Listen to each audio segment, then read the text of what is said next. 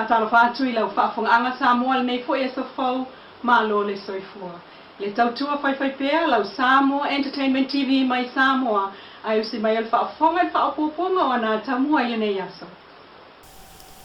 E lei se whastalanga o tangata whaingaluenga sini a le nupi wha lea sa tau la mua I le tusi na moli tu waila fionga le taitaifono le nupi wha papali I pānoa tāwi tamuala I le minista ma le pūlenga o le malo e pe on tātou liputia mua.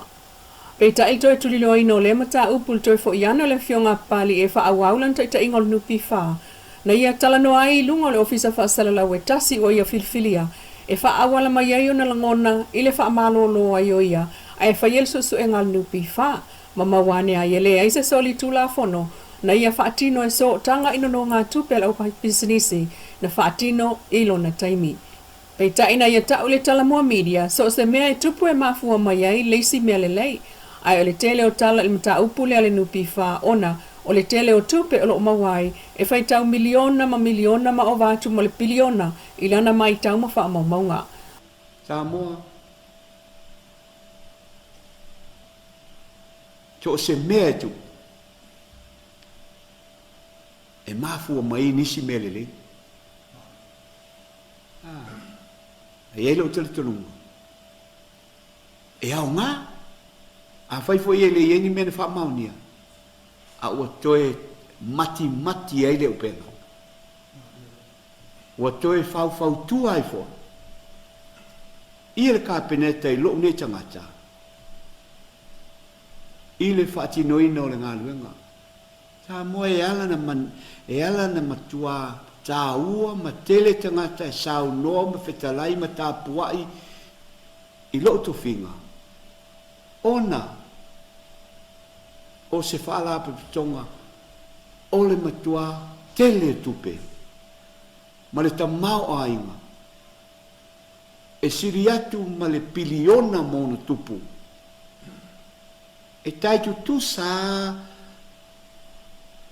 le tele o whaamanuianga ma tupe o loo I to tono le nei fala pe tonga ma le fatu tu sa tu ile tau au wha I o le tamau ainga o Samoa o le mafuanga lea o telo ai e matua ta ua matari tonu lo tangata ele sala ile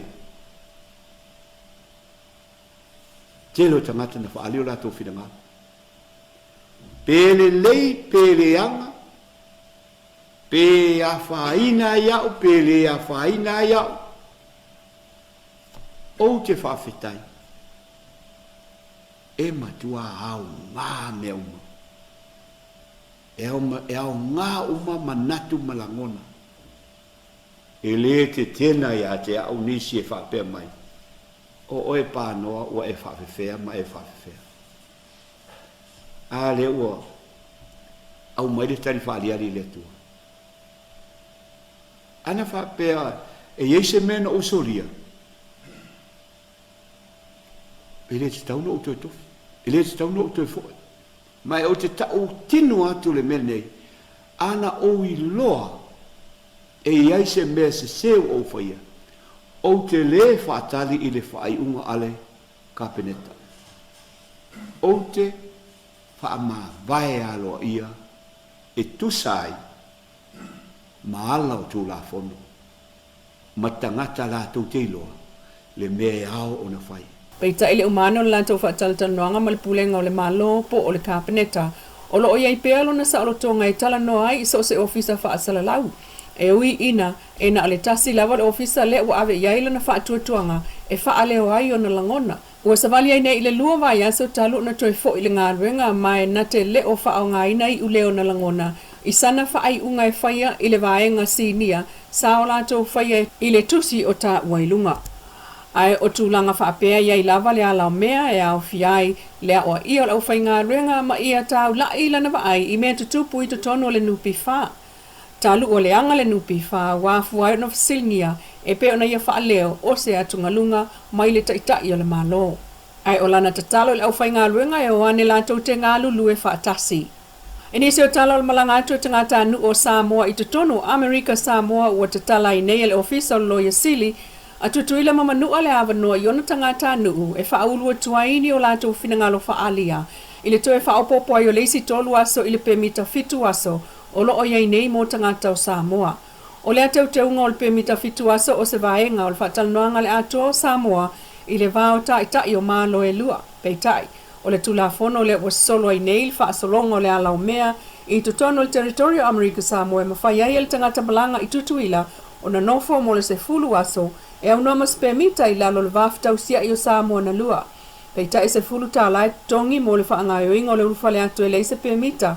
Ma ua mawhai fo i le tangata Samoa o na malanga atu i le ID pe ale aise tusi folau. O le whamtalanga lea mai le ofisa o le loia sili Amerika Samoa o lo whaatapulaa mai ai le na o le fase lau tangata anu Samoa e mawhai o na urufale atu i Amerika Samoa i lalo lea ia inga le Entry Permit Waiver Program. Ma o le aso lua lima o le masina le o uni tapuni ai le avanoa mo tangata anu o tutu i le mamanu ai la fo fina ngalo ai i le swinga. O le fionga te mai tai pale mia fia me nao mimta afan sau noa wha apitoa le sau ninga wha manatu le atuanga le salawano sifulu tau sanga te mai tai sai tu ai ngole SMSM Missionary Sisters of the Society of Mary i Samoa i le aso fitu lua o lua wha o uni. I le sau ninga na awa iai le fionga patele Mikaele mta wha le fionga il masionfo wha mausili le inafo tui malele i whano so alau vile lua o le wha tina le smoker a fionga le sui pale mia minstar kapeneta ai o le nofo ata mai tai o le tu ainga wha apele prestende ma le laulau o le smoker ma le komiti wha foe. Sau no le fionga le pale mia o le nganga wa tumu le loto wha aftai ona o le alofa tu no o le atua na taita ia le whai ngā malanga wa mamoli mai ai le whi au mo i tātou ia wha apena o na tu mau le tau tinonga ma le loto wha afowina i ngā whatia mea uma i le wha atua. O tā penanga mama wanto le ofai pisinisi le tunuu ai o le mamalu lau tele mana paanga lea ua fola mai ei nei le Samoa Port Authority. Pol pulenga wafu mamalai wa lele le tāpuni ai o le Apia International Port. Mo le vai aso atoa po le wafu i matautu a matatu le ato sfuluiva i le aso lua uno o ke topa lua o rua wha. Mo wa atau nuu ma wa amalanga ese atu ma le wafu wha le wao malo i le taulanga wa ai Apia. Il whamtalanga whaalawa i tele mai pulenga o le mafu anga o le tāpuni o le wafu ina ia lava se avanoa ma saunga le mu le wafu mo meli po o le cruise liner le Pacific Explorer o le a taulai o se tasi o api i le taimi o talinga malo le tunu umo le fono a taitai o malo o le tāpulenga ia o ke topa o le tausanga nei. Haftai lau whaafonga anga le tautua whai pēa le Samoa Entertainment TV mai Samoa i le nei fo i tūla mana tamua. Haftai fo i le Wendy's design o lo i funga lei mo le ofu matango fie ai whaasoi fo ia.